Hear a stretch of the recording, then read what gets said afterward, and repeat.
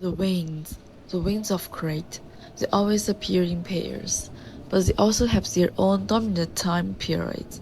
The north wind, which is frequent in winter, the south wind, which dominates summer, the east wind in autumn, and the west wind in early spring. They sometimes don't arrive in the direction of due south and north. South winds will come from the southeast, southwest, and north winds will appear in the northeast and northwest.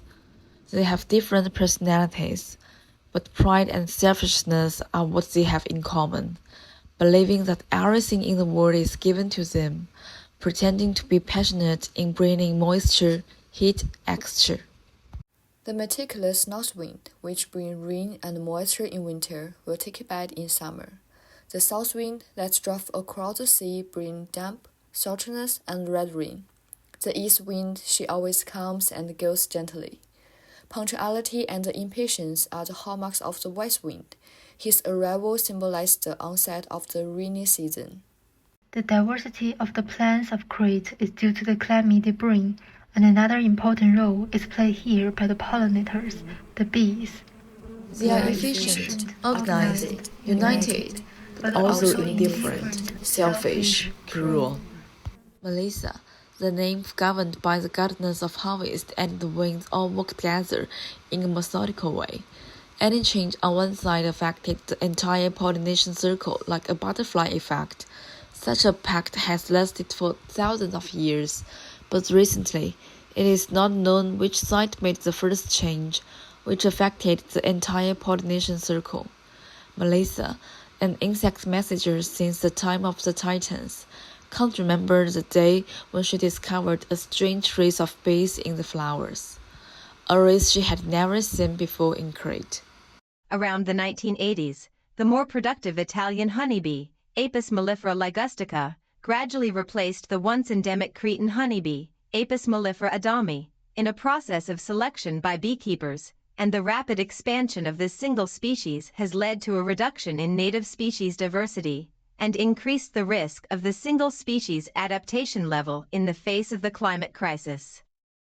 The goddess of harvest has recently discovered that the yellow plants, which seem to define her authority in the plant world, are expanding rapidly, endangering the space for other plants on the island to grow and flourish.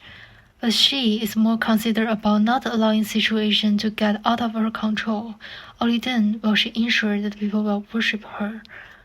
Botanists have shown that Oxalis ps capri is a herb that has invaded Crete from North Africa by an unknown route of invasion. It flowers in winter.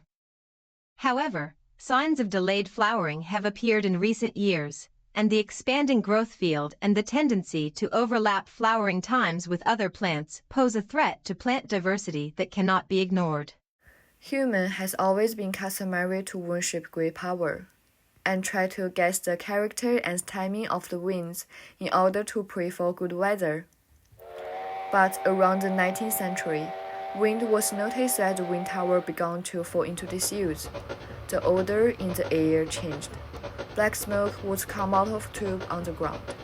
Humans turned to the worship of other powerful forces. The south wind was the latest to become intolerable, and she began to draw in moisture and accentuate the heat without restraint. She knew that always follow the economy was humanity's weakness right now. The ancient pact of cooperation between them still needed to be broken one by one. While there have been times of extreme weather, the short duration was enough for the bees and plants to regulate themselves.